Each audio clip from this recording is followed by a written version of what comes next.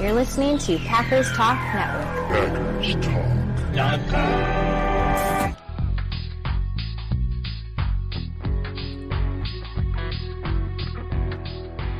You're listening to No Huddle Radio on the Packers Talk Radio Network, your home for in-depth and thoughtful Packers analysis. I'm your host, Gil Martin. My co-host is my good friend, Sean Tian. In addition to this show, I write for the Packers Post and Cheesehead TV, and Sean was a TV sportscaster in Minnesota. We're here to talk Packers because you're here for one thing, and that's a love for Green Bay football.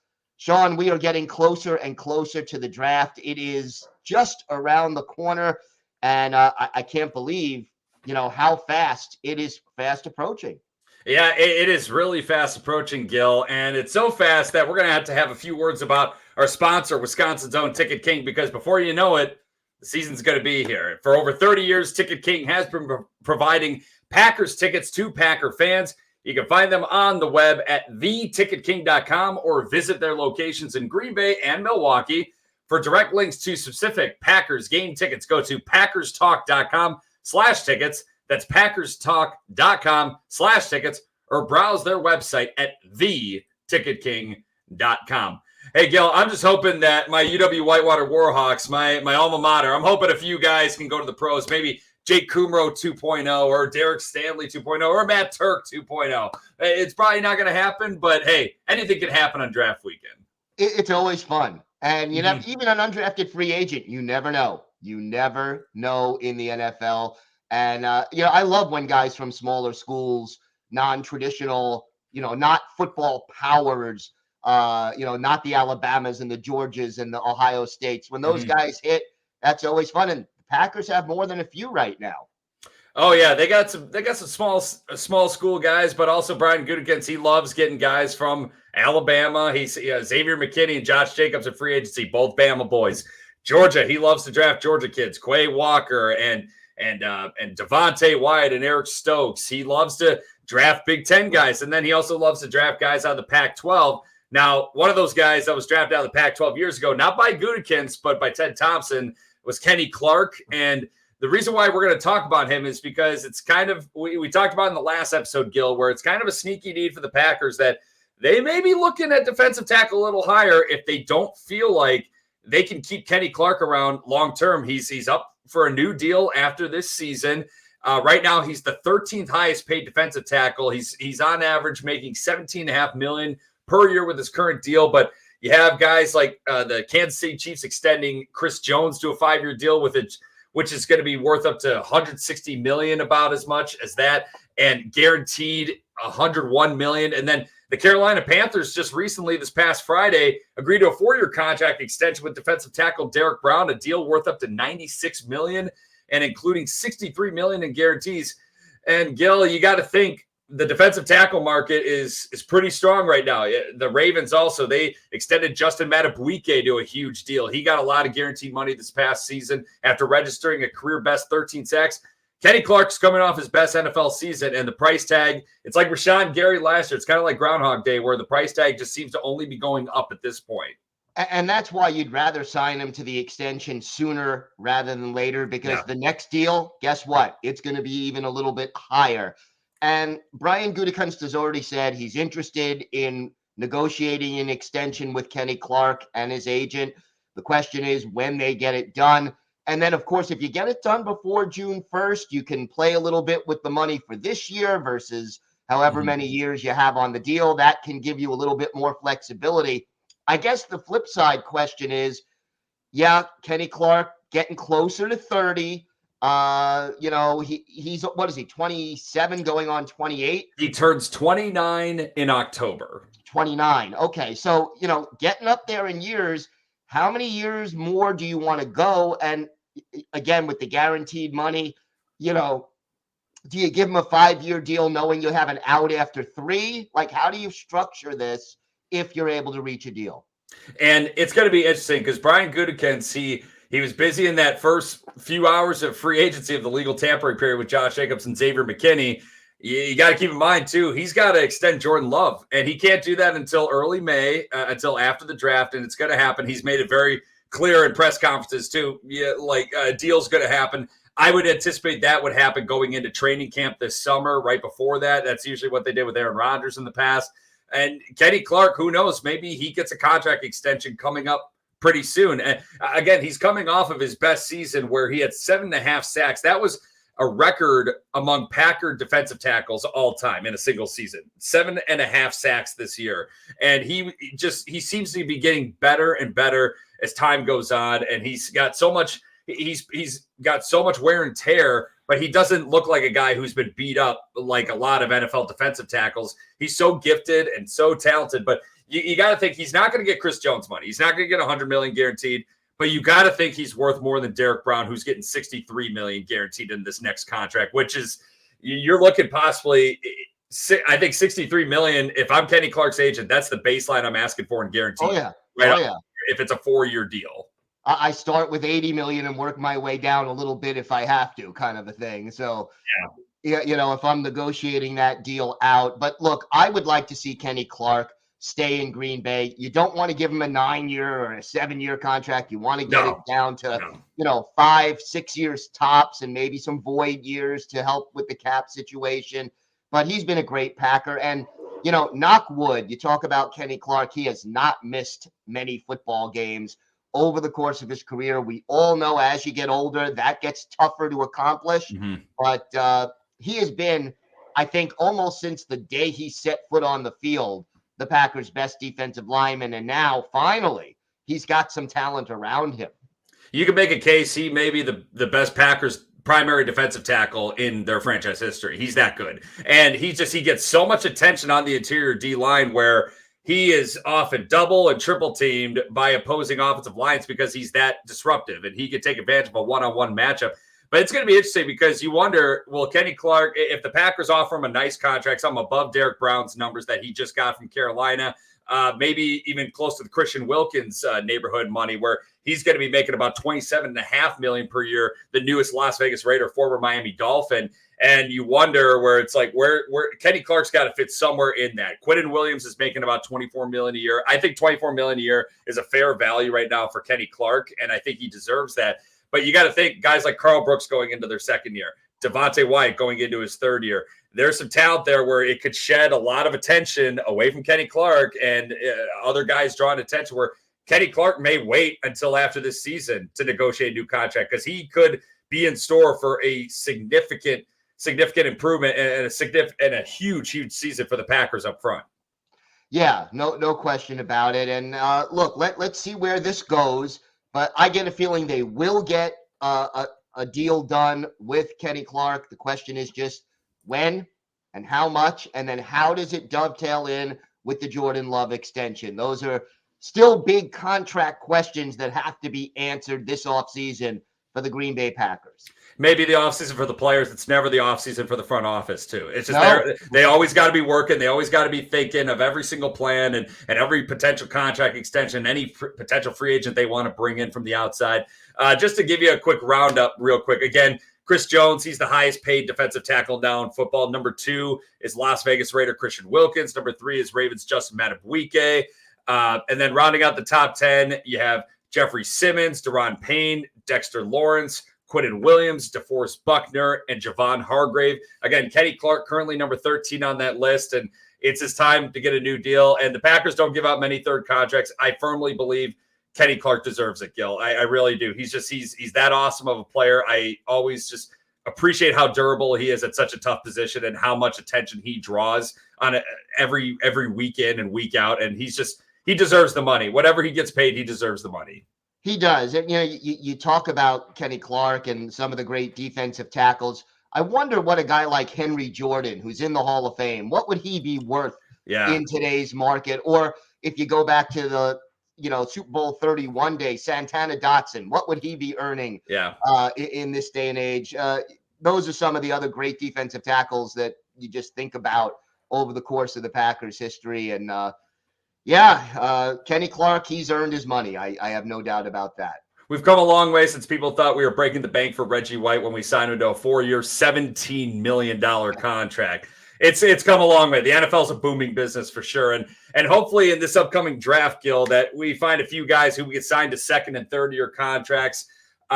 we were talking about this before recording this episode where we're thinking about a lot of guys who could be potentially good fits right now, who they could pick up on draft day, on the first day of the draft at the end of April and day 2, day 3, whatever it may be. So let's go over our top 5 draft crushes and start out number 5. Gil, who is number 5 on your list for draft crushes as a Green Bay Packer fan? Yeah, number 5 on my list. Gosh, I'm going to go Nate Wiggins, the cornerback out of Clemson, for my number 5. A little concerned about some things. He's a little slight, not as thick as maybe you would like, and is not a great run defender, but in pass coverage, I think he would be really, really good. He's very athletic, which Brian Gutekunst always likes. And with the health of Eric Stokes up in the air, and whether or not Carrington Valentine is the answer opposite Jair Alexander, I think Wiggins would be a solid pickup this year. And you can never have enough guys who could cover receivers because there are so many darn good receivers in the NFL today. Number 5 on my list, Kansas State offensive guard Cooper Beebe, 6'3", 322 pounds. The dude's a mauler. He's physical. He was a first-team All-American for the Wildcats this past season. He was Big 12 Offensive Lineman of the Year. He's a finalist for the Outland Trophy, which goes to the top offensive lineman in college football. 48 starts at Kansas State in his career, so he's got a lot of experience, a guy that the Packers need interior offensive line help and depth there. And Cooper Beebe would be a really, really nice pick. I don't think drafting him in the first round would be the wisest, but use one of those second-round picks on Cooper Beebe. I'm okay with that. He turns 23 in May. His RAS, that relative athletic score that the Packers seem to always draft guys who are super athletes. He had a 9.28, and that's out of 10. That's pretty darn good. Cooper Beebe is definitely number 5 on my list. Yeah, no, I definitely like Cooper Beebe as a potential Packer, and I could see where he would be a good fit on this team. Yeah, physical guy. They need some depth there, and I feel like he's arguably the best offensive guard possibly in this draft coming up. Number 4, Gil, who's on your list? I'm drinking the Kool-Aid. Kool-Aid McKinstry, number 4, the cornerback out of Alabama. We've talked about how Brian Gutekunst likes his Alabama guys. And as far as college corners are concerned, I think McKinstry was one of the best in the country last year.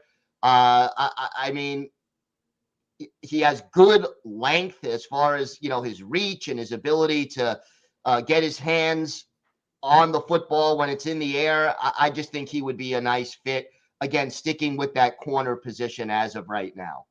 And Kool-Aid McKinstry would be really cool to draft because any great play he'd make, Packer fans, especially myself, would just be bursting through a wall being like, oh yeah, just like the Kool-Aid man. And hey, I drink the Kool-Aid for Kool-Aid McKinstry just for the name alone. And he's a guy he's a baller at corner, but you never know. It's weird with those Alabama corners where Nick Saban has developed a lot of great NFL players at Alabama. But the thing is, there's been some flops who have come out of Alabama too. Not everyone's going to be perfect. I remember D. Milliner was an Alabama corner who seemed to be a sure thing from the Crimson Tide. He was drafted in the first round by the New York Jets, flamed out of the league pretty quickly. And McKinstry, his stock, he was a top 10 pick after the college season. It seems like it's fallen off a little bit. He hasn't tested very well at the combine or anything like that, but the kid can play. And I think, Gil, would you be willing to draft him in the first round if the Packers were to stay at 25, or do you think a day 2 pick would be better? I think ideally it's a day 2, but it depends again on how the board falls. When your team is picking 25th, it's hard to know who's going to be available. I think Kool-Aid is ideally, a very low second round pick rather than or maybe a very late first round pick. But it really depends on how many corners are left and how the board is falling. I feel like he's a guy where he's either going to be a late first round pick or he's going to go early round 2, where the talent is there, but there's some question marks. But a team is going to be willing to spend a second round pick on a guy like that with that kind of who showed off the kind of skills that he showed off at Alabama. Number 4 on my list, I'm going in the ACC, NC State linebacker Peyton Wilson, a big linebacker, 6'4", 233 pounds.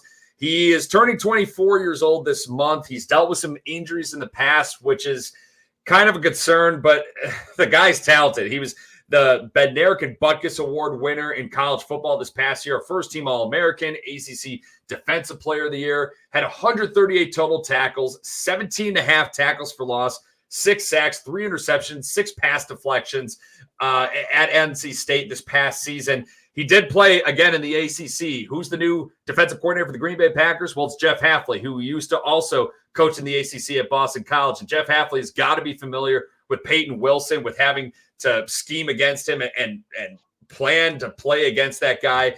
He plays with his hair on fire. He's a terrific athlete. He's a big guy. I mean, 6'4", 233. He's a big off-ball linebacker. It's a huge need that the Packers need. They're always looking towards the future, but they're really in win now mode. I feel like that's what they're progressing towards with the kind of season they had last year. It may be worth taking a 24-year-old at 25 in the draft. I think he's worthy of a first-round pick as long as there aren't any huge medical red flags that the Packers medical staff comes up with. Yeah, I think he would be a solid pick. And I was debating between him and who my third overall pick is as far as linebackers go. But, yeah, I think he would be a really solid pick for the Packers. And, linebacker is a need. The question is how early in the draft will they try to address it? And that's my concern, too, where I don't think the off-ball linebacker depth is very good in general in this draft coming up this April. But Peyton Wilson seems to be the best of the bunch. And it seems like the Packers, they are not going to be conservative. Hafley's scheme is going to be very aggressive. I feel like Peyton Wilson is going to be the right guy to put in an aggressive scheme, not a guy who's just going to drop back and let everything happen in front of him and then attack from there. He's a guy who they're going to be like, hey, you go here, you shoot that gap, you make a play, and he's a guy who could possibly do that for the Packers. Gil, moving on. Number 3 on the draft crush list. Who's number 3? My number 3 was the other linebacker I was considering. So it's and I'm going with Junior Colson of Michigan. Oh, okay. I think Colson, he does a really good job of tackling, and we know the run defense has been a real problem for the Packers. I think Colson would be a great pick with one of the 2 second rounders if he's available. Doesn't miss many tackles, uses his speed very well, can make stops at the line of scrimmage. And boy, I think he'd be a good fit in Hafley's. You put him, Walker, and McDuffie on the field, or just him and Walker on the field if you're going into a nickel situation. And I think you've got speed. You've got 2 guys who can diagnose plays well. And Colson will be very good at wrapping up opposing players. So still not a first round pick yet, but I think he would certainly fit the bill for what Hafley is trying to do. And that he's got experience playing for an NFL defensive coordinator. Legitimately, he played for Jesse Minter the last few years at Michigan, who's now the defensive coordinator for Jim Harbaugh with the LA Chargers, and a guy who we were talking about possibly the Packers should go after to fill that defensive coordinator spot. Now they filled it with Jeff Hafley, a guy who, ironically, a former Buckeye. We got the Buckeye-Michigan rivalry going all over again right there. But Junior Colson, as much me being a Buckeye fan and me having Buckeye blood in me, Junior Colson drove me nuts as a Buckeye fan because he was that good. He was a tough player. He's a tough cookie. I really would like to see him in a Packer uniform. And the Packers, hey, they've done a good job drafting Michigan guys in the past. Rashawn Gary, or signing Michigan guys in the past. And Charles Woodson, Desmond Howard was a Super Bowl MVP. John Runyon Jr. was a good player for the Green Bay Packers out of Michigan as well. So if they like a Michigan guy, I'd like to think that they're getting the benefit of the doubt there. Number 3 on my list is Texas defensive tackle Byron Murphy II. I feel like he's going to go high. He may be within reach if you trade up, but I don't know if the Packers are going to do that unless they absolutely don't feel like Kenny Clark is going to be back after this year. If they make a big stretch for a guy like a Byron Murphy II, that is a bad sign for Kenny Clark's future in Green Bay, in my opinion. But just to talk about Byron Murphy real quick, he was a second-team All-American last year for the Longhorns, Big 12 Defensive Lineman of the Year. His teammate, actually, Tavondre Sweat, who's shooting up draft boards as well, was the Big 12 Defensive Player of the Year. So the two best defensive players in the conference last year, both with the Texas Longhorns. Murphy had 8.5 tackles for loss and 5 sacks. My impression is that he can really get to the quarterback from the interior. He's not a big guy, but you know who else wasn't a big guy and who was very quick and very good with his hands was Aaron Donald. And Aaron Donald's going to the Pro Football Hall of Fame. I'm not saying he's Aaron Donald, but an undersized D tackle, Aaron Donald showed you can make it in this league. Yeah, and Donald, like you said, so good with his hands and quick and just efficient. I think he would be a great addition to the Packers as well. But if they're re-signing Kenny Clark, probably not going to go that way that early in the draft. Yeah, you would think so, and that's again where this is the scenario where if the Packers can't get a deal, I'm pitching the scenario if they can't get a deal done with Kenny Clark. This is a guy I wouldn't mind shooting up a draft board for because I do think there's a lot of potential there. Real quick, relative athletic scores. Peyton Wilson, who I just mentioned from NC State, had a 9.88 relative athletic score. Again, that's out of 10. Byron Murphy, a 9.22 relative athletic score. So some supreme athletes, and the Packers historically, they like to target those guys. And why not? Why not go for guys like that if they are there? Gil, who is number 2 on your list? Number 2 on my list, it's funny you should mention relative athletic scores because number 2 on my list is a guy with a near perfect RAS, and that's Graham Barton out of Duke. I'm gonna let you talk real quick, but he's number 2 on my list. We didn't plan this ahead of time. I just want to explain that. Compare list. Go ahead, Gil. I mean, what does Brian Gutekunst look for in an offensive lineman? You got the RAS. He looks for that in almost all positions. A 9.99. Gutekunst has got to be drooling at the possibility of signing a guy with a near perfect RAS. And then the other thing is versatility. And Graham Barton brings the versatility. He played left tackle. He played center as a freshman. He can, play inside. He can play outside. If you have Graham Barton, Zach Tom, and Elton Jenkins on your team, you've got 3 guys who could play any position along the offensive line, and just that sets you up for an unbelievable potential. Just a great potential situation along the O-line. So, to me, that's where I would like to see them go, ideally, if they're going to pick an offensive lineman early. And Graham Barton is number 2 on my list, obviously, like I just mentioned. And what Brian Gutekunst, why I think he is so good at drafting offensive linemen is I think too many teams look at specialty at the offensive line where we need to draft a tackle, we need to draft a guard, we need to draft a center. Brian Gutekunst looks at we need to draft the best offensive lineman possible. And that's how you got to look at it. Literally, any offensive line, any good offensive line coach and any good head coach, they will look at an offensive line group, be like, who are my best 5 players? Not who's my best 2 best tackles, 2 best guards, my better. Who are my 5 best offensive linemen? And whatever the answer is, you're going to make that work on the offensive line. And Graham Barton is a guy who he can play left tackle. He played 34 games at left tackle. He played, 5, and then 5 games at center. He's projected to be a guard or center. He's 6'5", 313 pounds. He's big enough. He can play tackle. He's athletic enough. He can play all along the offensive line. Now, the thing is, he obviously that 9.99 RAS score, he's shooting up boards. And he's a guy that you got to think if he falls within a certain range, you got to think the Packers, that's one of the guys that they would consider trading up for. I mentioned Byron Murphy, and with Graham Barton, he's a guy who is definitely worth moving up the board for. He's only going to turn 22 in June as well. So he's a young guy. The Packers under Gutekunst, Gutekunst loves to draft young guys in round 1. He's definitely worthy of a round 1 selection.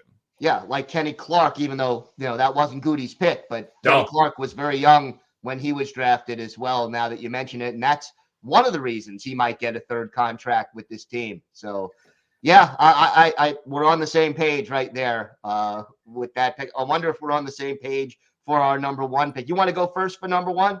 I might as well, just to change it up a little bit. Number 1, it's a big need, and it's just an area where you got to look at the best player available possibly. Number 1 is Iowa defensive back Cooper DeJean. Well, is that yours too? That is mine too. So number 2 and number 1, we're on the same page. Yeah, that's why great minds think alike, Gil. And that's why you got to just continue to, for those who are listening, you got to continue listening to us because we know what we're talking about. At least we like to think we know what we're talking about. But with Cooper DeJean, though, now he doesn't have a relative athletic score because he's coming off of a broken fibula from last season. He is good to go, though. He did test at Pro Day. He didn't test at the scouting combine.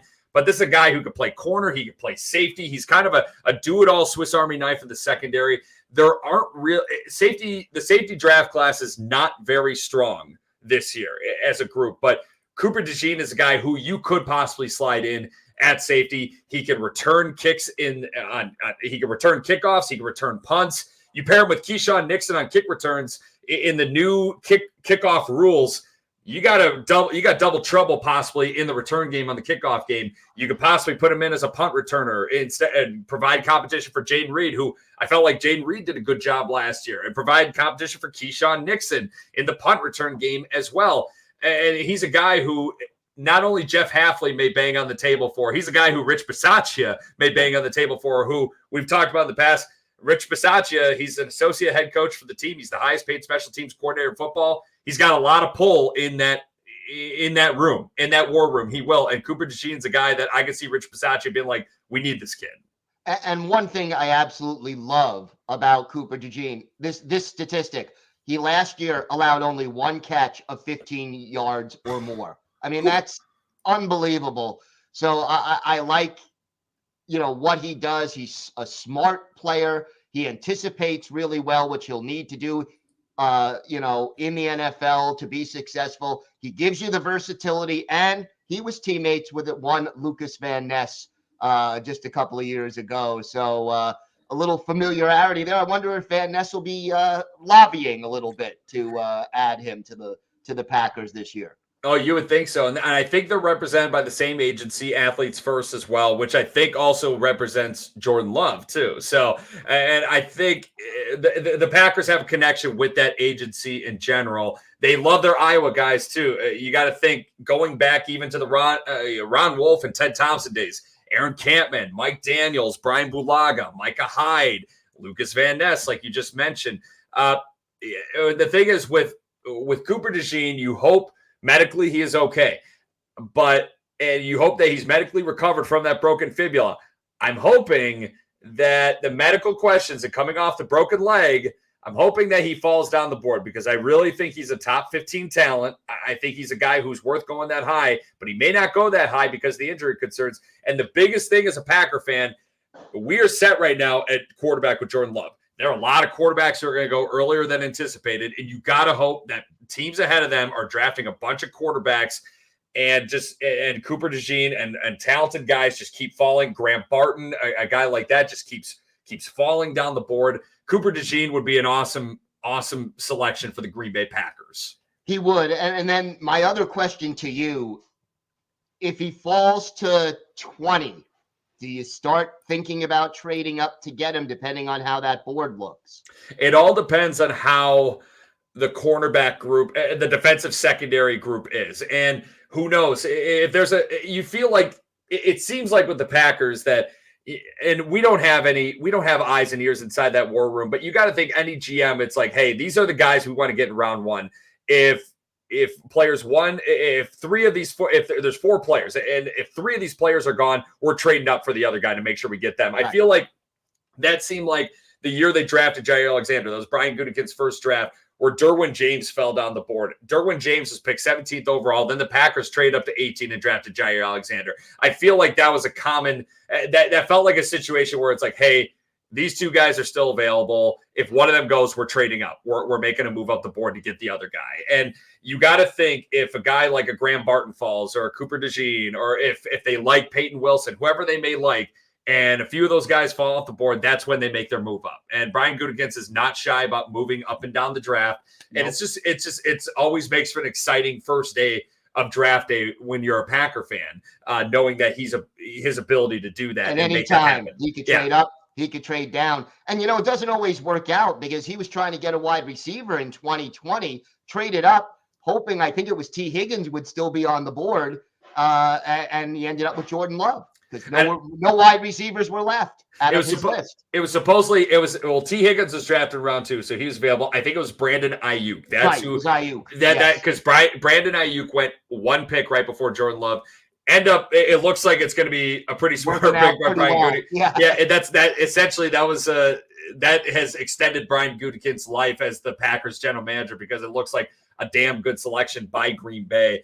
And you just gotta hope that you gotta understand that Brian Gutekunst is gonna do what's best for the Green Bay Packers for now and for the future. It's just about balancing that, and it's a big juggling job as well. But Cooper DeJean would be a really, really nice player in Green Bay. Lucas Van Ness is probably telling the Packers, like, hey, you gotta draft this guy. I don't know. Lucas Van Ness probably doesn't have a whole lot to say in the Packers organization. He's only going into his second year, but if the Packers wanted to pick his brain about one of his old teammates, you would think that he would be a very valuable asset in that sense. Yeah.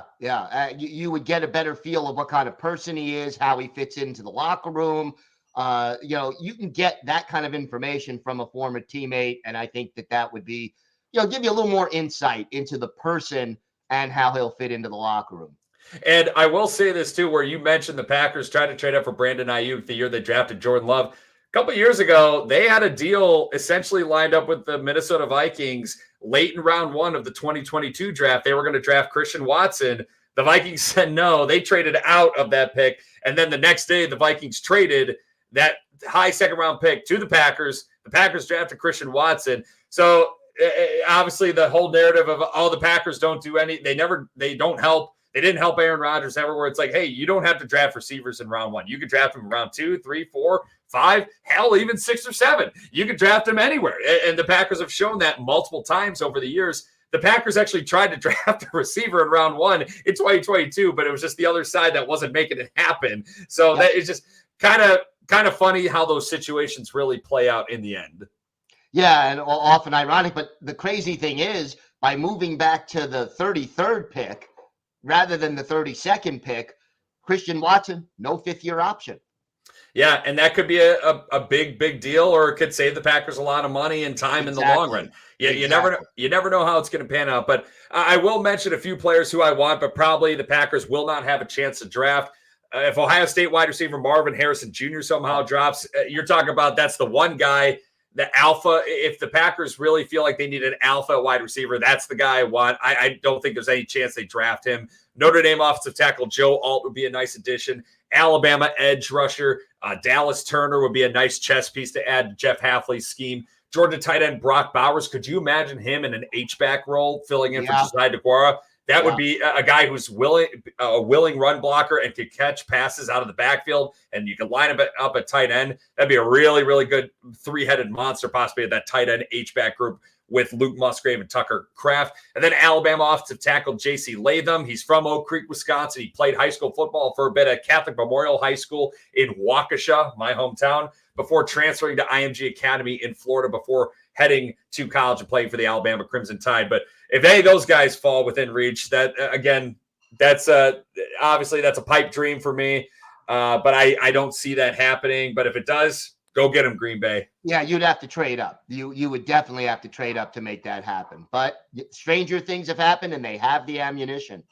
Yeah, you got a lot of flexibility. You got two picks in the second round, 2 picks in the third round. It's going to be a fun draft coming up at the end of April. I can't wait. And it's always a great time of year. And let's get better. Let's get better this month.